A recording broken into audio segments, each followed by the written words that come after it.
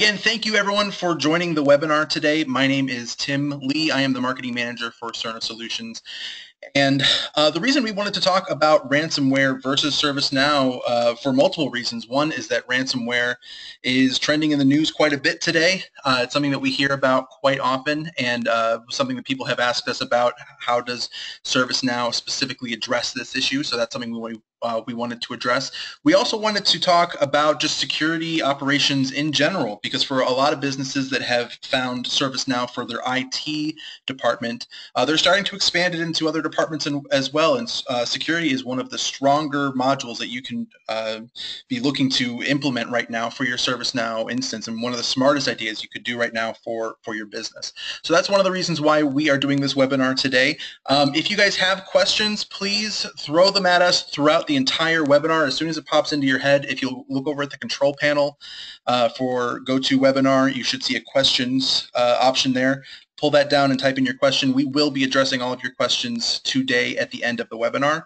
A popular question is, will this be recorded? Yes, we will be making this recording available to all of the attendees and all of the registrants for the webinar. So if you're viewing the recording, thank you for joining us as well.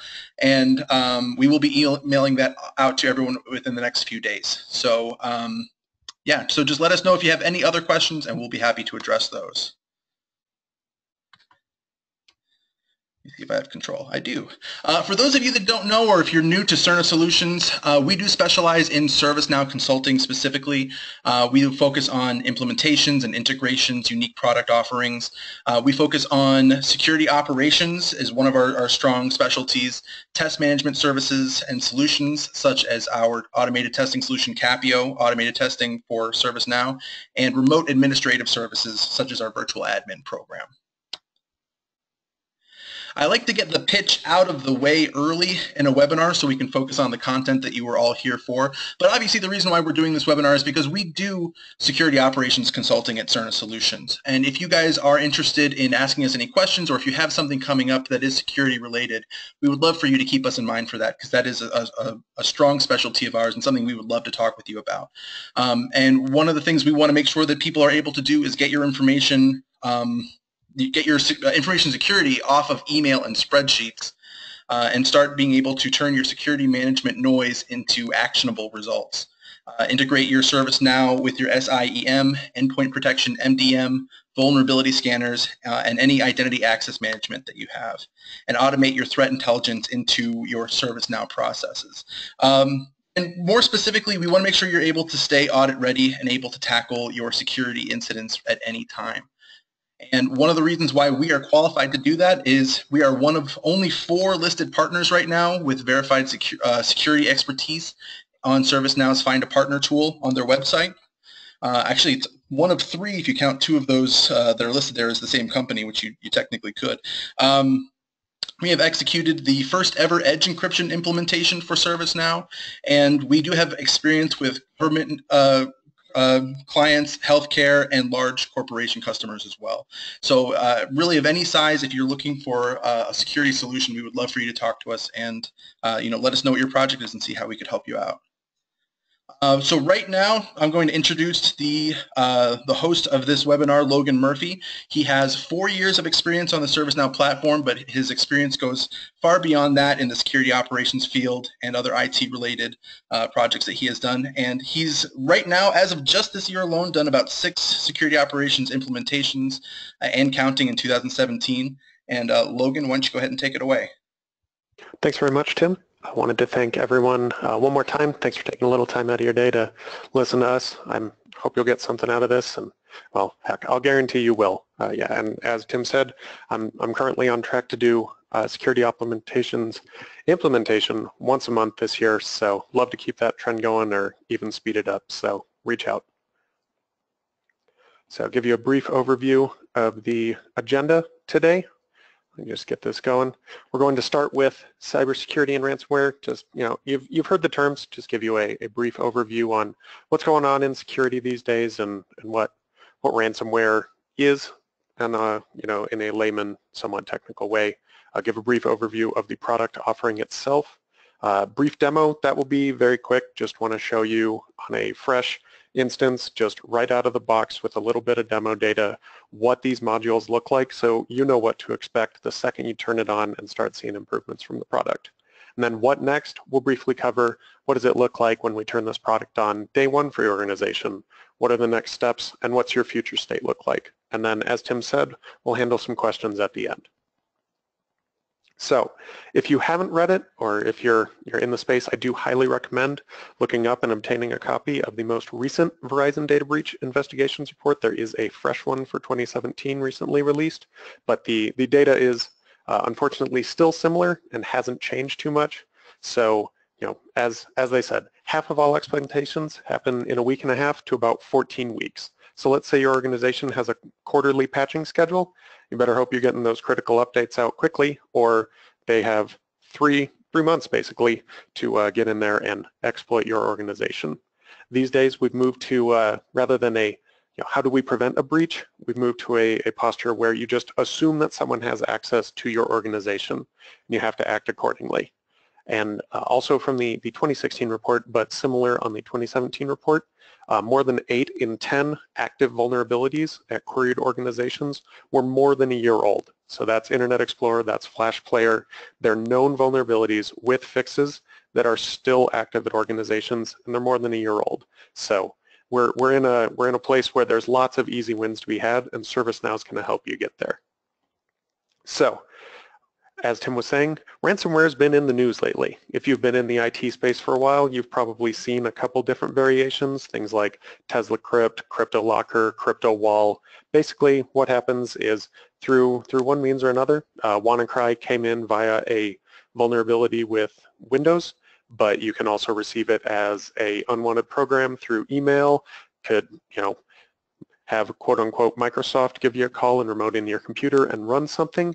Basically what will occur is an executable will run on your computer, encrypt your files with a remote key that the attacker has, and then they will request anonymous money either through Bitcoin or something like MoneyGram to unlock your files. It's brutal, it's easy, and fortunately it's very easy to stop, because at some point someone's going to do a better job than WannaCry did. A bunch of security researchers unpacked WannaCry in a lab, found a URL in the code, registered that domain, and once WannaCry runs, it checked into that domain. Since it was active, turned itself off, didn't continue to spread, and didn't continue to encrypt. So WannaCry was an amateur piece of ransomware, and it was in the news for hitting healthcare, education, government. Imagine what a truly malicious actor could do. And also, an interesting stat, escalating significantly, 4,000 ransomware attacks daily since January of last year. So what is the Security Operations Suite? Well, just like all the other items that you can add to your ServiceNow on top of your core ITSM, or in addition, if you're not on ServiceNow yet, you're looking at 3 main components. The security incident response, which is basically correlating everything from your SIM, whether that's Splunk, ArcSight, or other tools.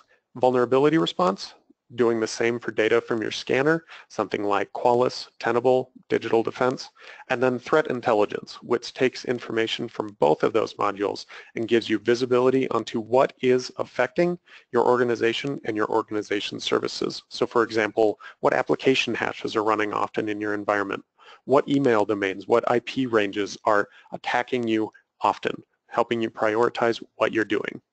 As I said, by mentioning a bunch of different vendors, ServiceNow is tool agnostic. Whatever SIM you're using, whatever vulnerability scanner you're using, whatever you already have in place, we can integrate with that. It's probably already been integrated, and the security business unit at ServiceNow is great about sharing previous things. So there's a Qualys integration, there's a Tenable integration, there's a Splunk integration, there's an ArcSight integration. They already exist. You don't have to start from square one. They want to get you stood up as quickly as possible. And having been in security operations myself, the best thing about standing up these modules is you get a space for your security team to work away from prying eyes. You can even lock out your platform admin. So rather than sharing the IT SM space, so working on the same incident table or working, hopefully if you have an enterprising admin in your own table, you get your own secure space where you can do what you need to do. And coming with Jakarta, For those of you who don't know the ServiceNow parlance, Jakarta is the next ServiceNow release. They are really putting a big focus on improving the security operations modules, and that's coming with a lot more out-of-the-box runbooks and integrations. So runbooks are basically pre-built workflows that you can either use fresh or you can edit to meet the specific needs of your organization, for things like unwanted attachments, malware, missing patches, just pre-existing workflows that you don't have to reinvent the wheel. And the super, super coolest thing is it will take anonymized data from what you're experiencing. So say you have a particular malware hash that's running on a lot of endpoints in your environment. It's going to take that information, anonymize it, and push it out into the ServiceNow space, and anyone else who's seeing that in their environment can collaborate and share solutions, share preventative measures. Really awesome, super cool way to improve communication and reduce response time. And as I said, you're moving into ServiceNow. If you're already on ServiceNow, your users already like working in it. Everything looks the exact same. You get the same reports. Here's how many incidents are open. Here's how fast we're closing them. Here's what's affecting us. It's the same space, different, same car, different paint. See the complete list of issues. Give you better visibility into your CMDB. Take a look at the servers that are underpinning your SAP. What is affecting those? What's missing on your Windows servers? Improve your knowledge of your environment. And of course, it really empowers your change process. Know exactly what is happening when you run a change. Why are you running a change? What's really going to be affected and what is driving the reasons for those change. So just do a brief, not a deep dive, but a little bit of a breakdown of what each module is. And just to reiterate, each of these is a unique module. So say you only want to stand up vulnerability, or you only want to stand up security incident. Only turn on what you're ready for. You don't have to go whole hog day one. Just to reiterate, you get a secure, auditable space. So your security operations team has their own tables that no one else can get to, where they can do sensitive internal investigations. They can look into what's affecting your organization. It's that on its own, especially the audit part for anyone that's in any sort of industry that has regulations, so all of them, is so powerful. Let's say you have a really, you're a smaller organization, you have an immature security team, you're not alone. Turning this on gives you recognized NIST process right out of the box. Empower yourselves to have analysis, contain, eradicate, recover. Automate your review process. So after you've finished an incident, send out a survey to everyone that was involved. Look at asking some questions.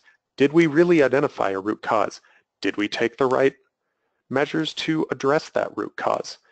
Where are our positions for improvement to make everything better day by day?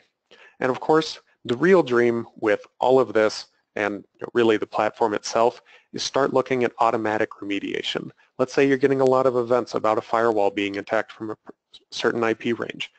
Put a workflow in place that at a certain threshold sends a command over to your firewall, blocks that IP range, closes the incident. Your team didn't even have to touch it and it's done.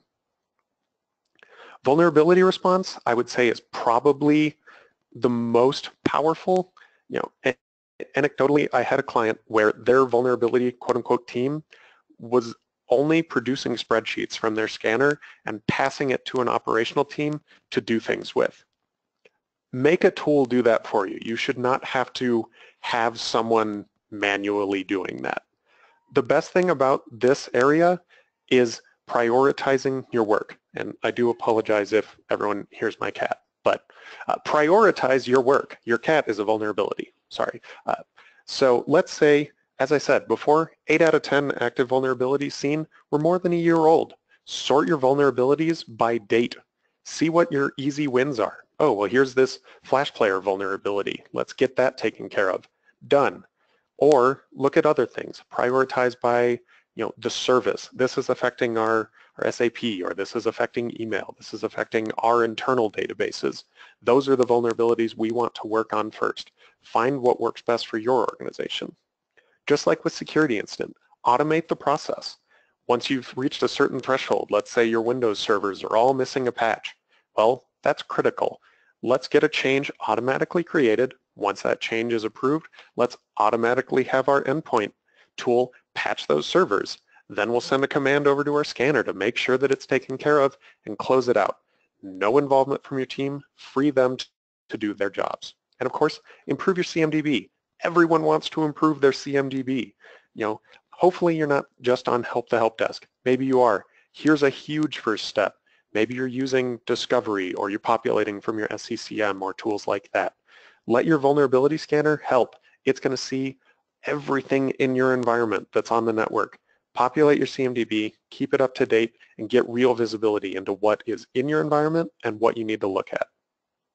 And of course, threat intelligence, probably the smallest player in the space, but I think one of the coolest because it really does give you reporting and visibility on what is affecting your organization. What are the strange unwanted programs that your executives are getting emailed with?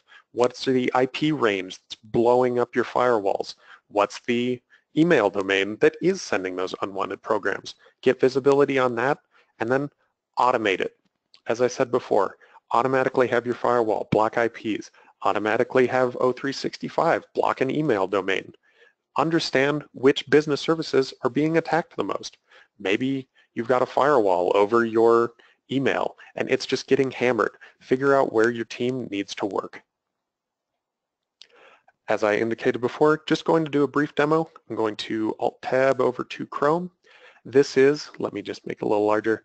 This is a development instance. It's totally brand new. I stood it up yesterday. All I did was turn these plugins on. This is exactly what it will look like when you turn it on in your instance. I'm just going to show you a couple things so you can see it's ServiceNow. It's what you're used to. It's awesome. This is a out-of-the-box security incident catalog to start to empower your users and the rest of IT to report security issues, things like denial of services, phishing attacks, where's spam coming from, is there internal policy violations.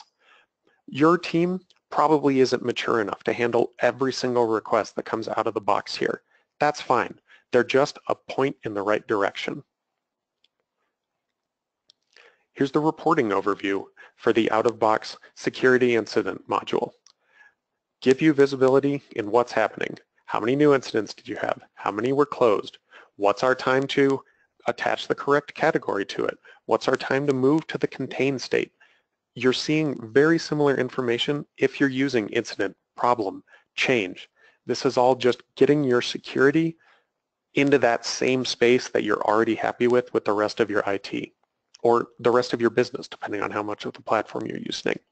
And these are, once again, all just completely out of the box. This is what it will look like. Here's the vulnerability overview. Get visibility into what are your most effective CIs. As you can see, usually it's endpoints.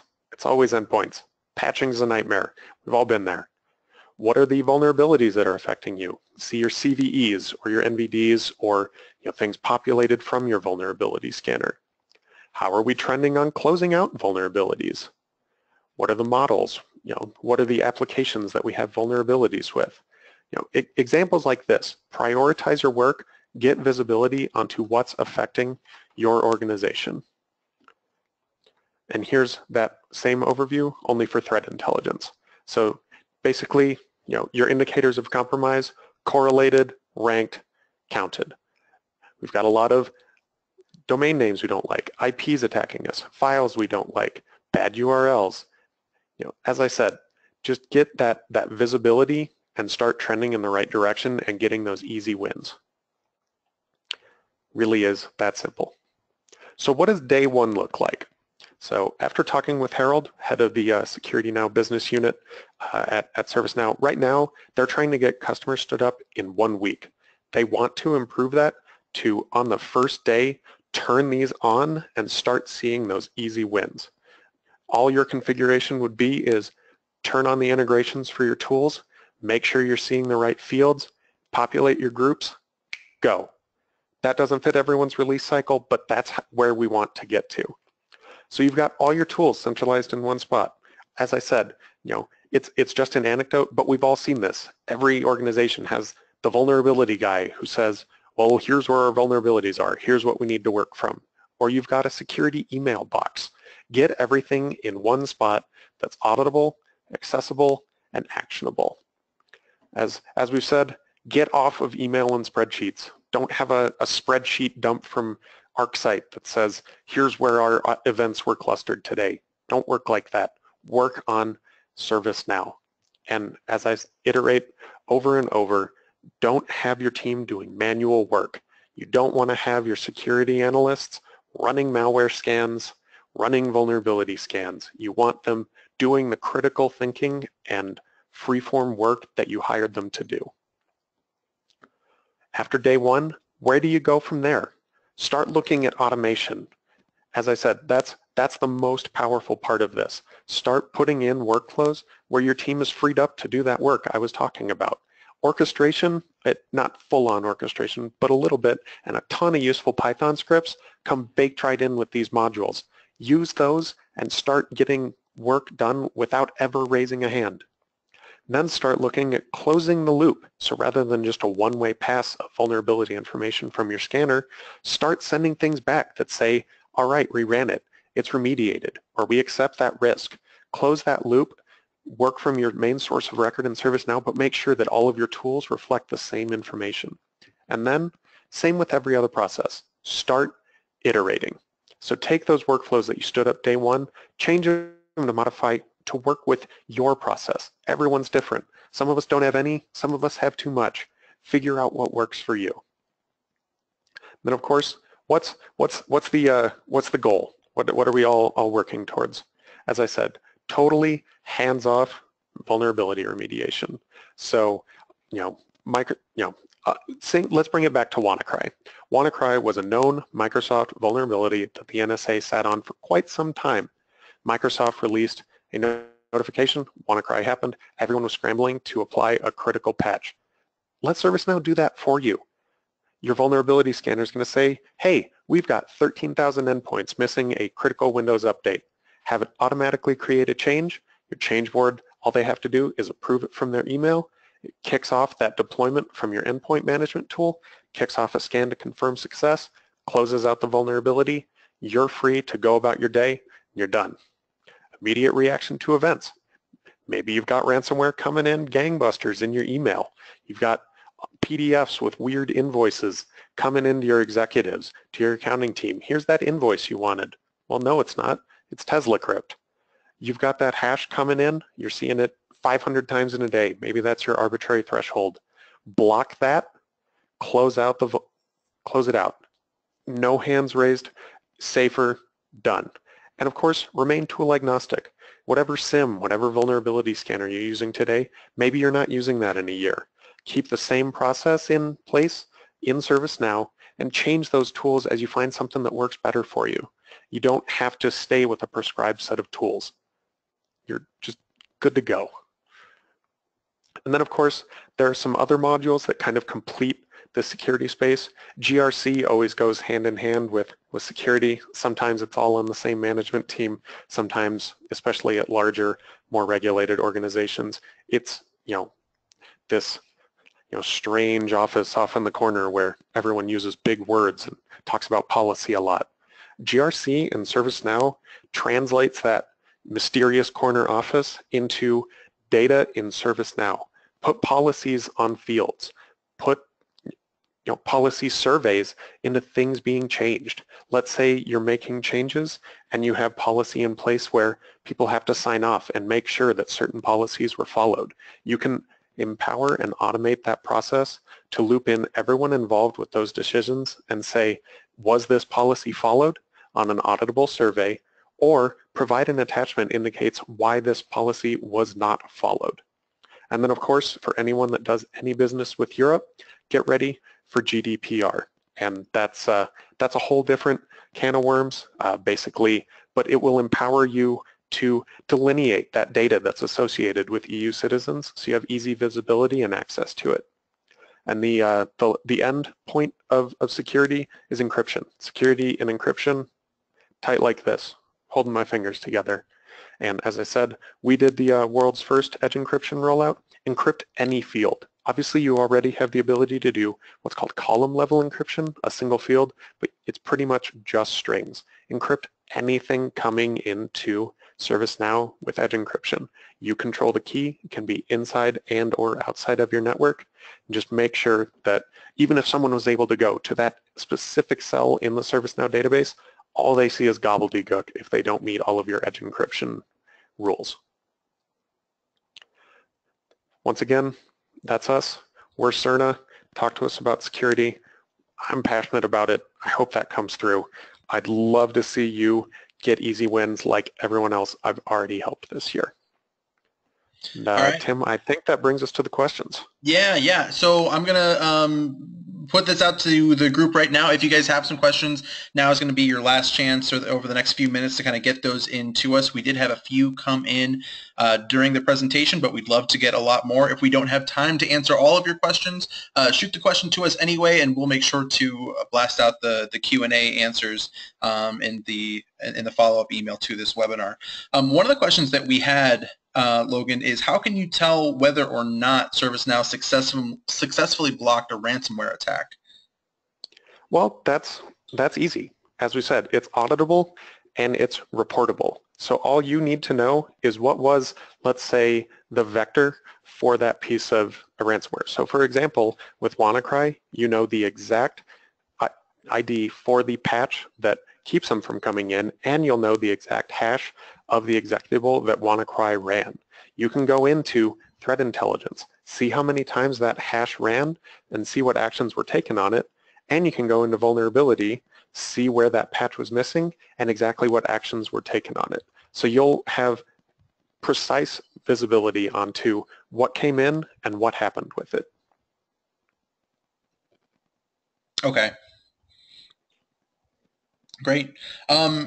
And another question that I'm seeing right now, what makes the security modules different from the rest of the ServiceNow platform? Sure. I did see that we had some platform admins signed up, so I'll do this as sort of like a layman but somewhat technical answer. So basically, it exists as what's called a scoped application. So it's kind of like an extension on a house. So your incident change problem, ITOM, if you're using it, orchestration discovery, all sort of is your main house. And then when you install security operations, it's an extension. It's still the same house, it's still the same look, feel, and materials, but it's separate. So it all exists in its own different tables, it has its own rules, it has its own scripts associated with it. So it's not going to be unfamiliar to you, but it exists in its own sort of, easily added, and then, worst case scenario, you find that you're not using it, also easily removed. Okay, great.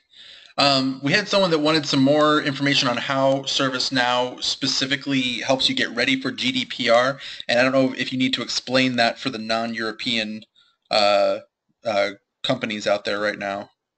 Sure thing. So GDPR stands for the General Data Protection Regulation. It is a bit of EU legislation that goes hot in 2018.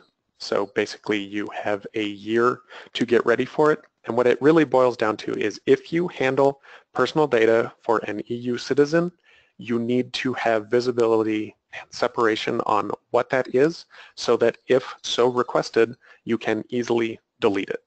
And as I touched on when I was talking about GRC, governance, risk, compliance, you can add a policy to any piece of data associated with a user that has a location anywhere in the EU to help delineate that data and give you visibility into it. Let's say you're a little mom and pop restaurant, probably doesn't affect you. But if you're a big financial, pharmaceutical, healthcare, agricultural firm doing business in the EU, you might need to know that so you would have visibility into it.